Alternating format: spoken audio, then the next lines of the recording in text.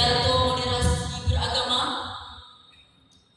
Yang saya hormati Bapak Ibu tamu undangan, yang saya hormati dan saya banggakan rekan-rekan peserta lomba, serta audiens yang sangat antusias.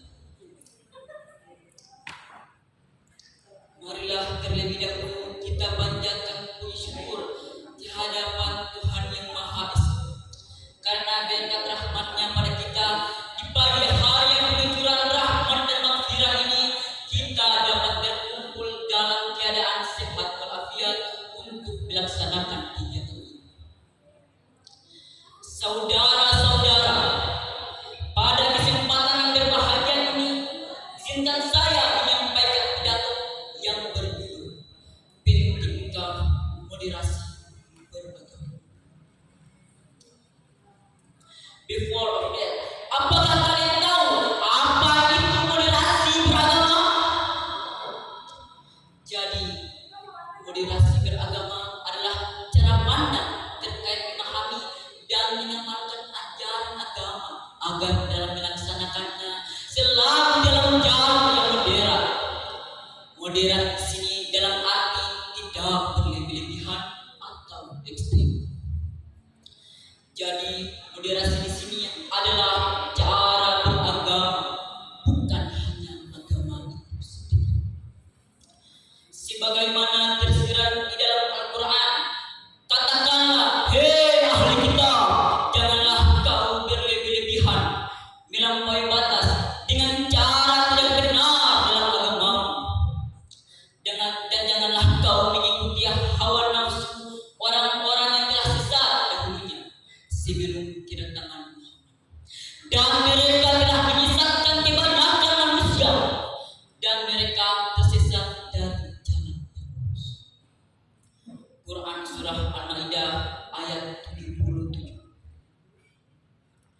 Memperhatikan sikap keberagamaan dalam dinamika berbangsa dan bernegara akhir-akhir ini, tokoh-tokoh agama menjadikan agama sebagai sumber nilai-nilai yang merawat kebinekaan. Tokoh-tokoh agama dan umat-umat beragama memberikan wawasan yang lebih luas dan juga lebih dalam terkait dengan agama kepada umat masing-masing. Saudara-saudara, tidak dapat disangkal bahwa agama menjadi roh utama bangsa ini, sehingga para tokoh-tokoh agama berperan penting dalam menjaga kemajuan yang merawat kekayaan dan modal sosial Indonesia. Pentingkah moderasi beragama? Ini adalah pertanyaan yang sering diajukan. Mengapa kita, bangsa Indonesia khususnya, perlu perspektif moderasi dalam beragama? Secara umum, jawabannya adalah karena keragaman dalam beragama itu niscaya tidak mungkin dihilangkan. Ide dasar moderasi adalah untuk mencari persamaan dan bukan mempertajam perbedaan. Jika dielaborasi lebih lanjut, ada setidaknya 3 alasan utama mengapa kita perlu moderasi beragama.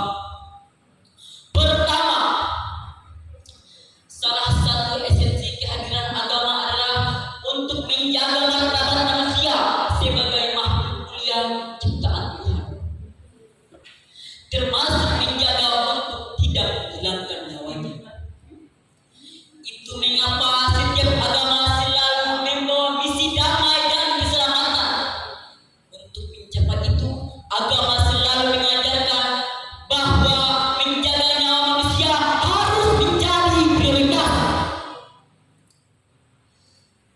Moderasi beragama menjunjung tinggi nilai kemanusiaan. Seperti tadi yang sudah saya sampaikan, dari situ saya ingin menyampaikan bahwa menghilangkan satu nyawa sama artinya menghilangkan keseluruhan umat manusia. Orang ekstrim ekstrim tidak jarang terjebak dalam praktik beragama atas nama Tuhan hanya untuk membela keagungannya saja, seraya menyampingkan aspek kemanusiaan. Orang yang beragama dengan cara ini rela merendahkan sesama manusia atas nama Tuhan. Padahal menjaga nama manusia itu sendiri adalah bagian dari inti ajaran agama. Sebagian manusia sering mengeksploitasi ajaran agama hanya untuk memenuhi kepentingan hawa nafsunya, kepentingan hewaninya, dan tidak jarang juga untuk melegitimasi hasrat politiknya. Aksi-aksi eksploitatif atas nama agama ini yang menyebabkan kehidupan beragama menjadi tidak seimbang, cenderung ekstrim dan berlebih-lebihan. Jadi saudara-saudara, dalam hal ini pentingnya moderasi beragama adalah karena ia menjadi cara mengembalikan praktik beragama agar sesuai dengan esensinya dan agar agama benar-benar berfungsi menjaga harkat dan martabat manusia, tidak sebaliknya. Kedua, ribuan tahun setelah agama lahir, umat manusia semakin bertambah dan beragam, bersuku-suku, berbangsa-bangsa, beraneka warna kulit, tersebar di berbagai negeri dan wilayah. Seiring dengan perkembangan dan persebaran umat manusia, agama juga turut berkembang dan tersebar. Jadi saudara-saudara, dalam konteks ini pentingnya moderasi beragama adalah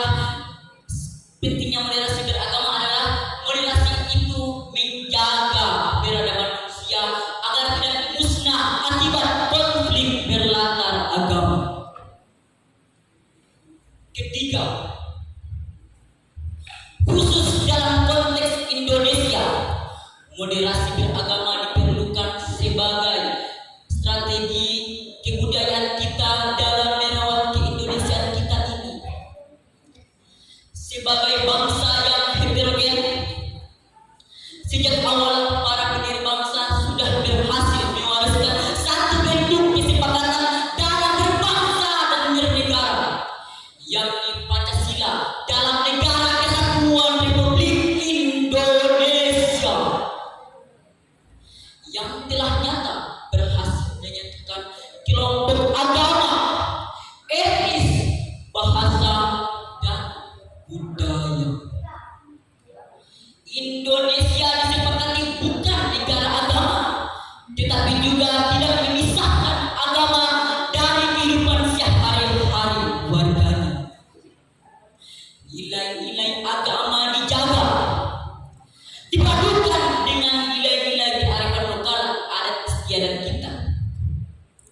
Beberapa hukum agama dilembagakan oleh negara, ritual agama dan adat istiadat berjalan berkelindan dengan rukun dan damai. Itulah jati diri Indonesia, negara yang sangat agamis dengan karakternya yang santun, toleran, dan mampu berdialog dengan keragaman. Ekstremisme dan radikalisme niscaya akan merusak sendi-sendi keindonesiaan kita jika dibiarkan tumbuh berkembang.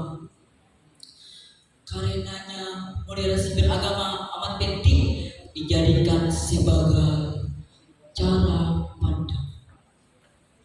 Sekian pidato dari saya ini. Semoga apa yang saya sampaikan kepada audiens saudara-saudara agar dapat menerapkan manfaatnya kepada kehidupan sehari-hari.